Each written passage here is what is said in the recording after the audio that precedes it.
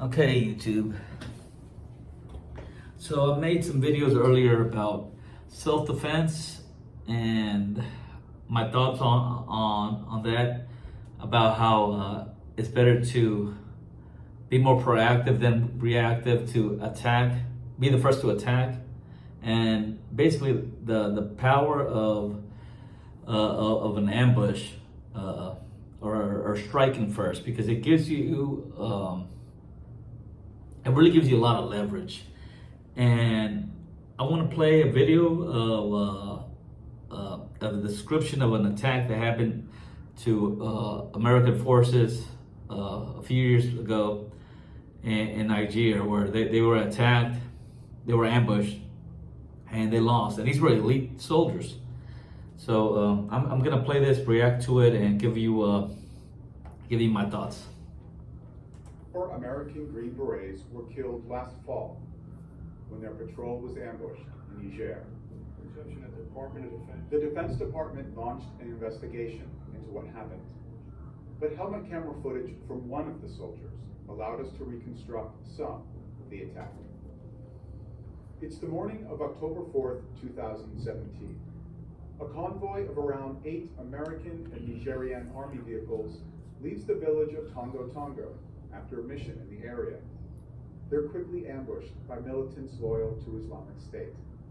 Footage of that fight shows that 2 American vehicles are separated from the convoy. The others had fled or were hit.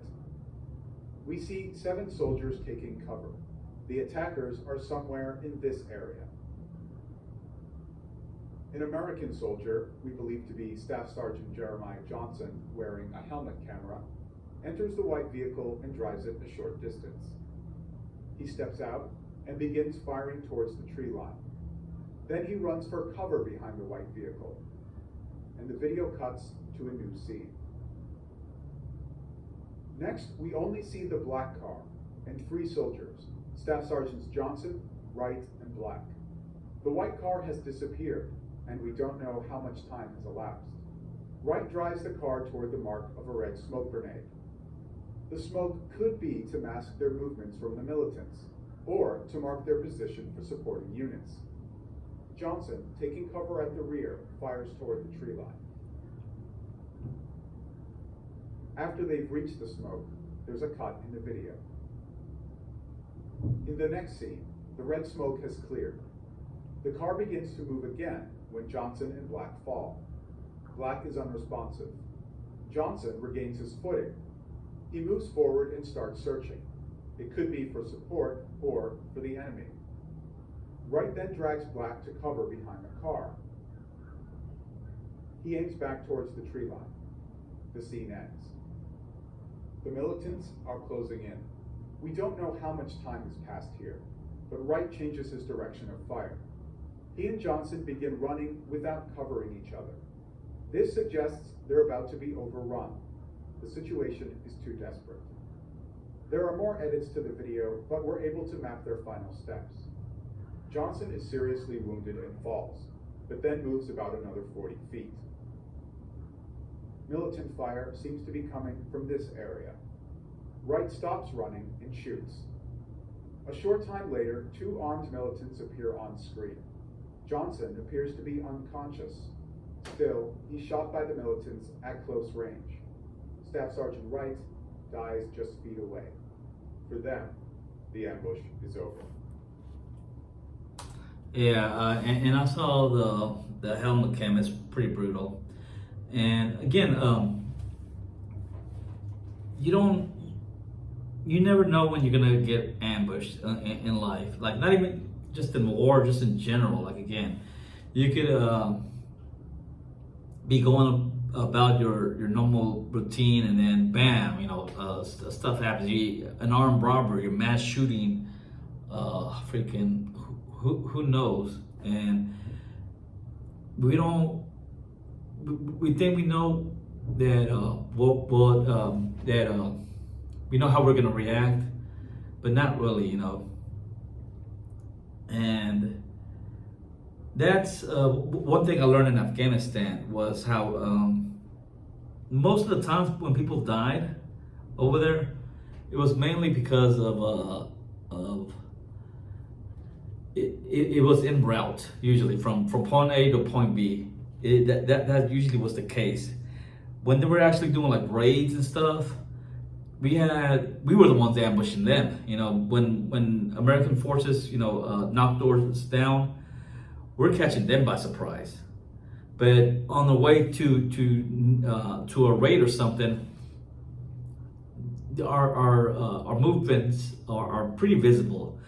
For the most part, this is why a lot of at least in my area, troops in my area, mainly like elite soldiers like special forces or JSOC, when they had their raids, they would do them at nighttime. They were only doing them at nighttime, no daytime raids, and to minimize troop movement. It's like you don't see their movement in the area.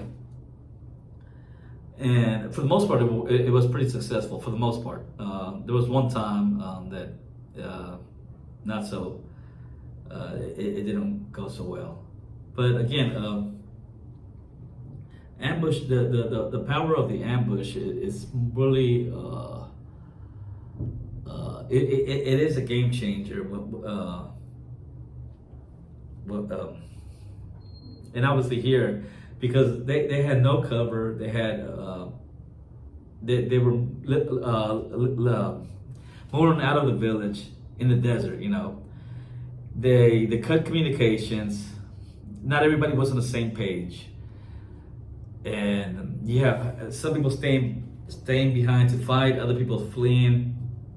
It was all over the place. It was just a mess, and they lost. And it's not the first time, it ain't the last time. And I know from training, I used to train troops. When I was stationed in Fort Polk, part of my unit, when we weren't deployed, we were there to help other units train before they went to war. We had Fort Polk has like a huge training facility. It's like they have mock villages, mock military installations, role players. I was one of the role players. I would usually role play as a police officer, as an Afghan police officer in a village, and I would stay in the village, for weeks. It was actually pretty fun.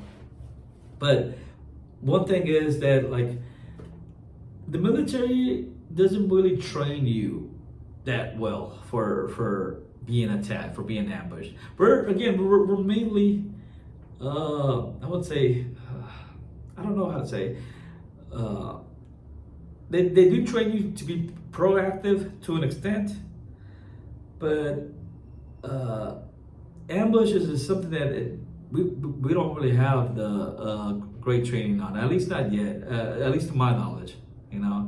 Maybe times have changed. It's been over a decade, but I don't know. Like I said, I think this is something that they have to become better at. Anywho, like it reminds me too of what was that other famous ambush? There's been several. There was that Operation Red Wings where all those the Navy SEALs were killed. The Lone Survivor movie, if you heard about it, it's they were ambushed and they got slaughtered, and these are Navy SEALs, and this one is Special Forces, the best of the best, and it just to show you how when you get caught with basically when you get caught with your pants down, it's all chaos. Again, it gives the power to weaker forces or to the enemy. This is why I would say, like in life, especially in self-defense, you don't want to you don't want to be ambushed. You know, that's the main thing. And again, how do you minimize that? It's I don't know how you can. You know, it just happens. You just gotta know when it happens, how you're gonna react. Who knows? I think maybe the best advice is get ambushed a lot, and just learn from your mistakes. But usually, you know, I guess in training that would help. Like if you constantly just if they ambush you nonstop, and so you could, you know, get a system going, you know. But in life, you usually have it one time and then that's it. All right, that's it for this video. I'm off to the next one.